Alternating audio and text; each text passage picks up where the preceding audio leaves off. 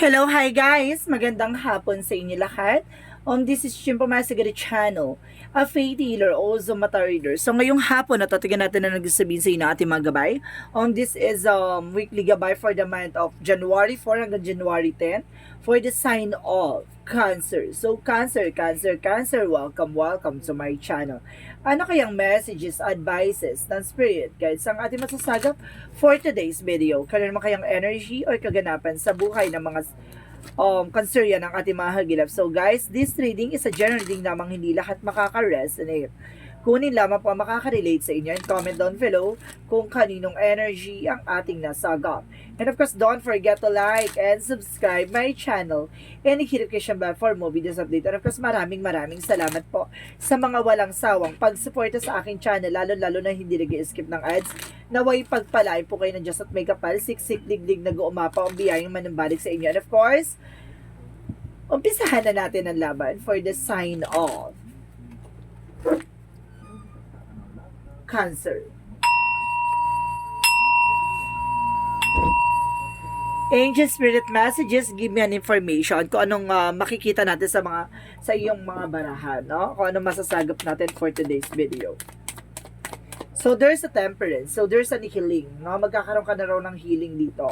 And of course, kalmadong pakiramdam, parang ganon. And of course, there's the word card, representable. There's a fulfillment. May mga bagay na unti-unti na matutupad dito. At the same time, there's a King of Swords. So, there's a information na, kumbaga, magkakaroon ka ng mental clarity or something, kumbaga, katotohanan sa kaisipan mo. Parang bigla ka matatauhan, ganon. And the Six of Wands, there's a victory and success, no? Kumbaga, magtatagumpay ka sa kung anumang larangan niyang inaantay. There's achievement or something reward for your effort. And of course, there's a victory is coming your way, no? And of course, may mga bagay na inaantay ka dito. So, this is it na. There's a new material offer, a new money, big money, big opportunities. And of course, there's a new job, promotions, and of course, the source of income, manifestation na magdadala sa iyo ng stability, prosperity. So, let's see what is additional messages. An offer for a big shot. Ganon.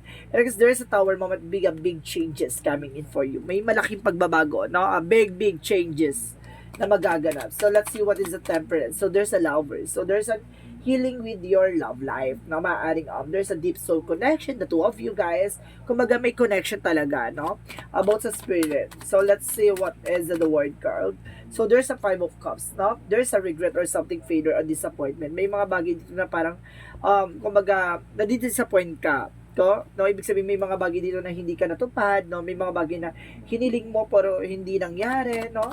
So let's see what is kumbaga sinasabi dito na tingnan mo yung bigger picture of yourself. Parang tingnan mo yung magiging cause and effect na situation. Huwag ka masyadong mag-expect, no? And because the King of Swords represent a mental clarity, and because there's a Knight of Swords for success, no? Magsasuccess ka at the end of the road. And of course, there's Queen of Cups, so there's a healing in all aspects. So, there's a flow. So, ibig sabihin, dadaloy na dito yung lahat ng rewards na papasok, no? For your hard work. So, let's see what is the Ace of Pentacles. So, there's a Page of Cups. Listen to your intuition and listen to your gut feeling. Kumbaga, kailangan magkaroon ka ng motivational words or something, motivational instinct. No? Kumbaga mayroong, like I mean na parang sinasabi dito, kailangan nasa isip mo na matutupad mo yung bagay na yon, na huwag ka mag-iisip ng negative. Nang sa ganun magkaroon ng negative outcome, ma-attract mo yon. So, let's see what is the Tower moment. A Tower moment represent the Two of Wands. So there's a choices, no? May mga bagay dito na kailangan mong pagdesisyonan, no? Kung ilalaban mo ba o hindi. So kung pipiliin mo ba o hindi, or there's a first step na kailangan mong gawin. So let's see what is the Temperance and of course the Lovers. And of course, there's a Three of Wands. So, there's a waiting for a soul, waiting for a ship. May mga bagay na inihintay ka dito, no? Baka inihintay mo yung something, yung process sa inyo ng iyong person na kumbaga mangingibamansa or something na kumbaga parehas kayo nga alis or something guys na kumbaga magkakaroon kayo ng growth and expansion the two of you guys, no? Sa ibang bansa or some of you baka meron sa inyong relationship na kumbaga nag-aantay na lang kayo ng perfect timing for wedding, ganon, or for stable, kumbaga for good, no? Sa inyong dalawa. So, let's see what is the work and the Five of Cups. So, there is a Four of Swords. So, there's an intuition. listen to your intuition, listen to your gut feeling. No, kailangan mo magpahinga. There's a stress na nararamdaman. Parang sa dami mong iniisip, sa dami mong hinihintay, no? Parang hindi pa nangyayari. Nai-stress ka, nag-over, kumbaga na over-fatigue ka, or else parang over-exhausted ka. So, let's see what is the King of Swords and the Knight of Swords. And of course, there's a Two of Cups. So, there's a partnership. So, some of you, there's a partnership dito na, kumbaga nagkaroon kayo ng, kumbaga natauhan ka na, or else, parang dito sinasabi na parang, naliwanagan ka na itong person na to is, hindi siya typical person na parang, diba, yung typical na lalaki or typical na babae na magugustuhan mo, no? Eh, siya yung tao na parang there's a parang mysterious person. So, let's see what is the Six of Wands and the Queen of Cups. And of course, there's the Page of Wands. So, sinasabi dito, there's a new fresh ideas and new plans or something information na good news, no? May balita ditong hinihintay mo. So, let's see what is the Ace of Pentacles and of course the Page of Cups. So, there's a King of Pentacles. So, there's a practicality. So, kailangan maging practical ka pagdating sa finances. Maging insecure mo yung pinaghirapan mo. Kaya kailangan maging maingat ka, no? Itong opportunity na to, hindi na maaagaw to. Akin lang to. Ganon. So, let's see what is the Tower moment. And of course, the Two of Wands. So, there's a Justice with the Wheel of Fortune. So, ibig sabihin, there's a good karma. Kumbaga, there's a good karma and karma. Karma is coming your way. Ibig sabihin dito, there's a universal karma na mangyayari sa buhay mo ngayon. So, ibig sabihin na, kumbaga, wala kang pagpipilian with the choices, no? Kumbaga, wala kang pagpipilian, wala kang lusot. Magbabago ang ikot ng mundo mo. Parang ganon, no? Babaguhin ka ng tadhana. So, let's see what is the outcome. Oh my God, ang ganda ng reading na to, ha? And of course, there's a Six of Pentacles. So, there's a financial windfall or something mag-give and take or give and receiving something by the universe. And of course, sinasabi dito guys na magtutuloy-tuloy na about sa finances. And of course, the Page of Swords na kumbaga there's a complications. Kumbaga not because of your thoughts and of course with your words. Na mag-ingat ka sa mga bibitawang masalita or something kumbaga baka magamit against sa'yo with the self-sabotage. And of course, there's a Four of Pentacles. Kumbaga protect your power, protect your energy, and of course, the Four of Pentacles represent secure your finances. And of course, kailangan maging mag-budget ka, ganun, kumbaga mag-savings ka, ganun siya. Kumbaga sinasabi sa'yo dito, protectionan mo kung ano man ang meron ka. A big changes, a destiny is coming out, diba? Parang talagang ilalabas na talaga na sa'yo na ang tadhana. Parang ganon. And because there's a Knight of Cups, so there's a wish fulfillment. So, ito na yung kataparan sa pangarap mo. Diba? So, let's see what is the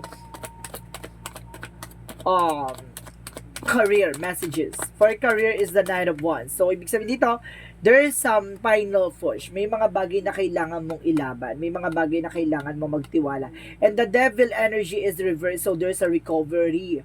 Now, from toxic situation and for black magic and for, kumbaga nagkaroon ka na kalayaan dito, no? And of course, there's an information na parang dahil sa pananampalataya at tiwala mo at dahil sa nagset ka ng boundaries, hindi na nakapasok ang negative energies. So, let's see what is additional messages for love life.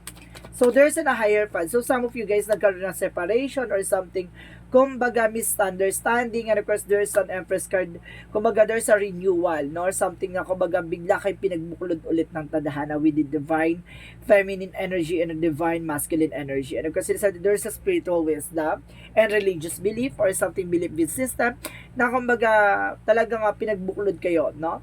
At pagbubuklod din kayo. So, let's see what is additional messages for health. For health is a judgment. So, wake up call, no? Parang sinasabi na with the Seven of Wands, kailangan mo ng protections, no? So, sinasabi Seven of Wands is of protections. Protect your power, protect your energy. There's a challenges, or of course, there's an obstacles ka mararanasan at mararamdaman na kailangan mo mag-set ng boundaries. Nang sa ganon, hindi ka papapasukan ng negative energy. And of course, the judgment is a wake up call, or there's, kumbaga, signs o parang signos, parang there's a signos ako nasagap dito, parang ganon, parang sinyales na to na parang protection mo yung sarili mo or yung kung ano man ang meron ka, protectionan mo kasi kumbaga iikot ng kapalaran at iikot ng karma. Eto na, kumapit ka. So let's see what is the magical fairy messages. For magical fairy messages, angel spirit guide, please give me information. So, there's a flower power. So, ito na nga, diba? Kumbaga, magiging masagana ka na this time, diba? There is, kumbaga, seasonal flower blossoming na mamamayag pagka, and of course, there's an increase your personal healing powers. No? Mukhang lalakas ang iyong, kumbaga, kaisipan, kakayanan, at kaalaman. So, let's see what is the yin and yang oracle card. So, there's a third party. So, some of you, there's a third party involved, no? And there's a transformation. May mga bagay na kailangan mong baguhin. And there's a karma. See? The karma. So, threefold, kumbaga, confirmation, there's a wheel of fortune is a good karma, a justice is a karma, and of course there's a karma for a balance. So tatlong information na nagre-recognize that there's a justice will be served, diba? Justice will be served. Kumbaga itong karma na to ay parating na at maaaring mangyari na at hindi ka makakaalis at hindi ka makakapagtago sa karma. So let's see what is additional messages. And there's a denial. Now, i-acknowledge mo yung fear. Palitan mo yan ng awareness. And of course, there's a judgment. So there's a uniqueness of all the challenges, no, na nararanasan mo ngayon. So let's see what is additional messages for angel spirit, guys. And of course, guys, there's a speaker. So some of you, no, may orasyon dito na binibigkas o diba, na sinasabi. And of course, there's you're on the right path. Nasa tabang direction ka. No, hindi ka nag-iisa o hindi ka naliligaw dito. So, let's see what is additional messages for the chakra. Workaholic. So, some of you workaholic, no? Talagang dedicated ka sa ginagawa. And there's a discovery. Marami ka madidiscover dito. And of course, guys, there's impatient. So, see, mayroong gustong humarang. No? May gustong humarang ng swerte mo. May gustong humarang ng magandang kapalaran mo.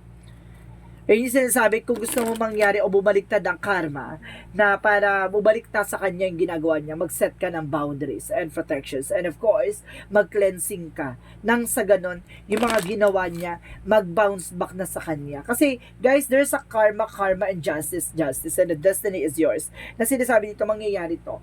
Depende yan sa'yo. Diba? Hindi, kumbaga, ito is all a general reading, no? So, ibig sabihin nito, lahat kayo cancer yan, mangyayari to. May mga bagay lang na kailangan yung gawin, no? Pag nagawa nyo, it's so good for you na magtutuloy-tuloy na maganda kapalaran sa iyo. And of course, magbabounce back na doon sa gumawa sa iyo from the sender, no? So let's see what is Archangel Michael. Archangel Michael represent focus upon divine perfect health. So, kailangan mag-focus sa sarili mo, no? Sa nararamdaman mo. And of course, there's a believe and trust, na magtiwala at maniwala ka kay God. And of course, this is your life purpose, no? Ito talaga yung dapat, kumbaga, ito yung dapat talagang gawin mo, diba? Dapat mong solusyonan at dapat mong aksyonan. Karma is in this way. Parang ganon. So, let's see what is the romance angels. A romance angel represent it is safe to you for love. So, ibig sabihin, mas safe daw sa'yo yung magdagmamahal ka.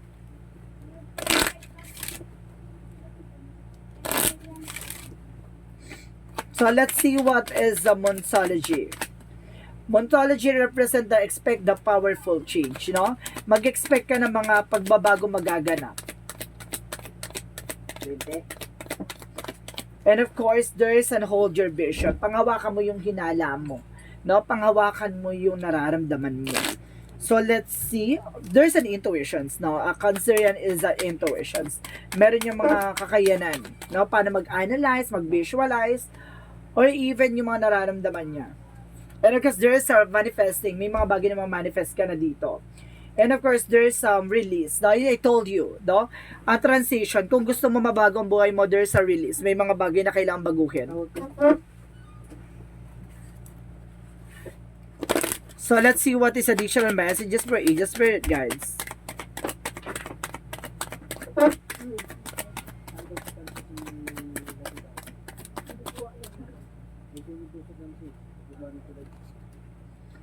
And you're not for everyone. Ibig sabihin dito, kumbaga, there's kumbaga, face through your weirdness, na may mga bagay na kakaiba sa'yo, parang, kumbaga, hindi mo ina-expect, na may kakayanan ka pala, or something. Kumbaga, there's a spiritual activation na magaganap. And of course, there's a big picture thinking. So, ibig sabihin dito, palawakin mo ang kaalaman mo, palawakin mo ang kaisipan mo, 'di ba? May mga bagay na nakikita ka dito na kailangan mong kumilos at kailangan mag-take ng actions, no? So, let's see what is the energy. So, there's the thinking man. So, some of you guys na nag-overthink ka na or something may iniisip ka or something na iniisip ka na isang person na to na, diba, na you are, kumbaga, something kakaiba. And of course, there is a victory. So, there is a victory and success. So, mayroon dito magtatagumpay, no? At magtatagumpay ka sa larangan na pinangahawakan mo. So, let's see what is, Archangel Raphael. So, there's a massage. So, kailangan mo ng massage, no? Magpa-massage ka dito. Or something, kailangan mo ng, kumbaga, exercise, ganon. Basta some of you, kailangan mo talaga ng massage therapist. And of course, Jesus' loving quote said, "Well done, do good and faithful servant." So, ibig sabihin, tapos na, no? Gawin mo na lang yung mga bagay na dapat mong gawin, no? Parang, kumbaga, nagtagumpay ka dahil sa kadakilaan mo, dahil sa kabutihan loob mo, or dahil sa paniniwala at pananampalataya mo. So, let's see what is the angel's number. So, let's see what is the angel's number. There is a 7, I am brilliant. So, sinasabi dito, guys, your past is a very refined mind and deep urge to uncover life mysteries and your abilities to acquire vast knowledge, and both the informational and spiritual planes give you a greater awareness the most. So, see, napakatalino mo dito sa part na to, na parang kayang-kaya mo magbigay ng ideas or something mystery na kakaiba na hindi pa naiisip ng iba. Parang gano'n, something information na parang mag-ano, no? Parang magkakaroon ng impact sa ibang tao. Parang gano'n, kumbaga, yung kakaiba yung plano mo or yung inisip mong, kumbaga, way, something like that, na parang, 'di ba, na hindi mo in-expect na magiging maganda yung outcome. So, let's see what is the messages of life. Messages of life represent appreciation. So, sinasabi dito, guys, na I am grateful for the abundance in my life as I direct my thoughts towards all that are wonderful in my world. My troubles and worries lighten with a full heart appreciate with all that I help. Today, I accept what it is and choose to be satisfied.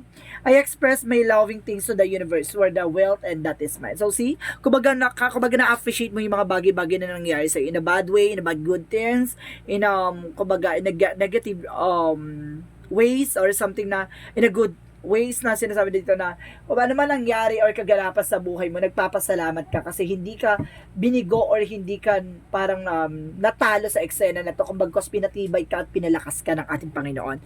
So, guys, this is a weekly gabay for the month of January 4 hanggang January 10 for the sign of Cancer. So, Cancer, maraming salamat for your wonderful reading. And once again, this is Chin Rodriguez from Masagari Channel, a faith healer, o Zamatar reader. And maraming salamat po sa mga walang sawang pagsuporta sa aking channel, lalo-lalo na hindi nag-skip ng ads. Naway pagpalain kayo ng Diyos at may kapal, siksik liglig nag-uumapaw ang biyayang manubalik sa inyo. Of course, maraming salamat po and see you in the next video. Bye-bye and babush!